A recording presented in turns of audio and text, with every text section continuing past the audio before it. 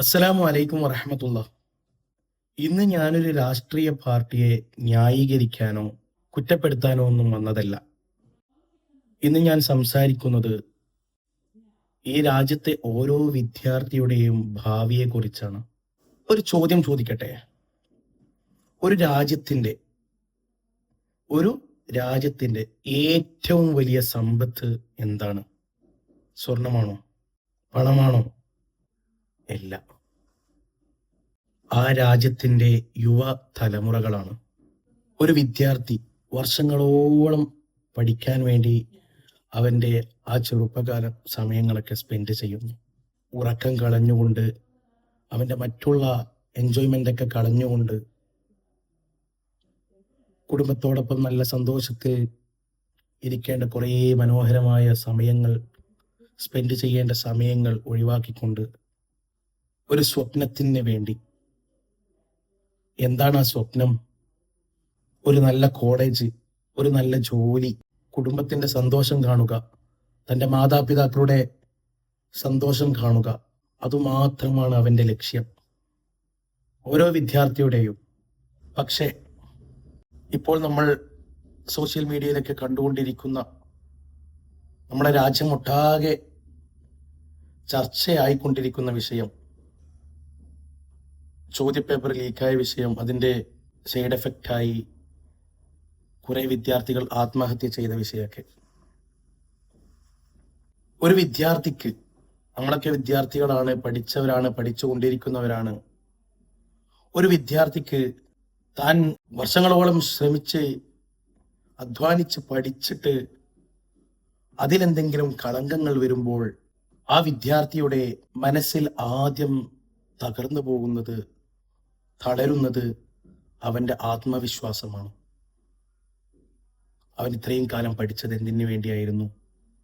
എല്ലാം വെറുതെ ആയില്ലേ എന്നുള്ള ചിന്തയാണ് വരിക. ഇന്ന് രാജ്യത്തിന്റെ പല ഭാഗങ്ങളിലും പ്രതിഷേധങ്ങൾ നടന്നുകൊണ്ടിരിക്കുകയാണ്.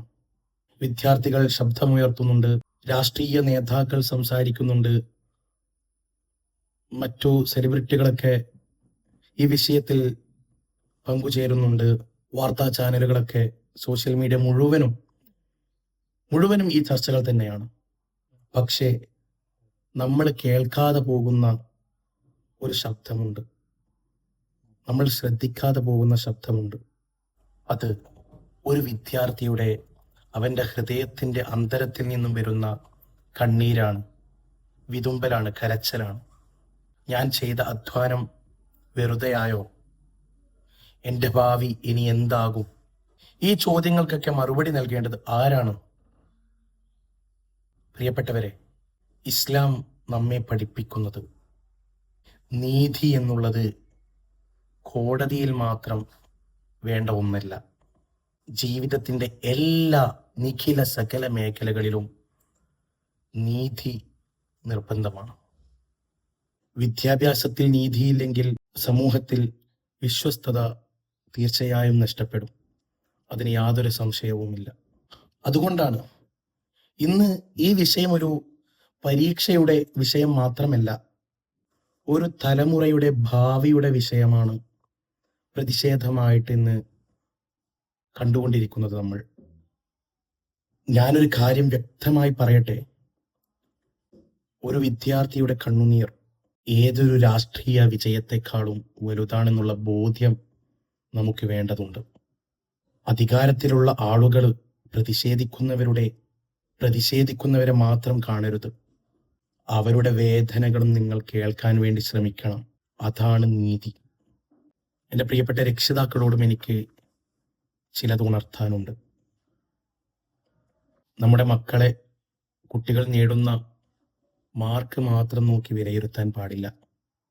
അവരുടെ മനസ്സും നമ്മൾ കേൾക്കാൻ തയ്യാറാകണം.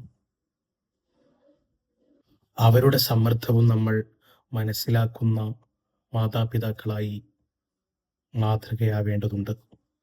എൻ്റെ പ്രിയപ്പെട്ട വിദ്യാർത്ഥികളെ, നിങ്ങളോട് എനിക്ക് പറയാനുള്ളത്, നിങ്ങളുടെ വില ഒരു പരീക്ഷയിൽ തീരുമാനമാകുന്നതല്ല, ഒരു പരീക്ഷ കൊണ്ട് നിശ്ചയിക്കപ്പെടുന്നതുമല്ല. അല്ലാഹു സുബ്ഹാനഹു വ തആലയാണ് നിങ്ങളുടെ റിസ്ക്കും വിജയവും നിങ്ങളുടെ ഭാവിയും നിർണയിക്കുന്നവൻ.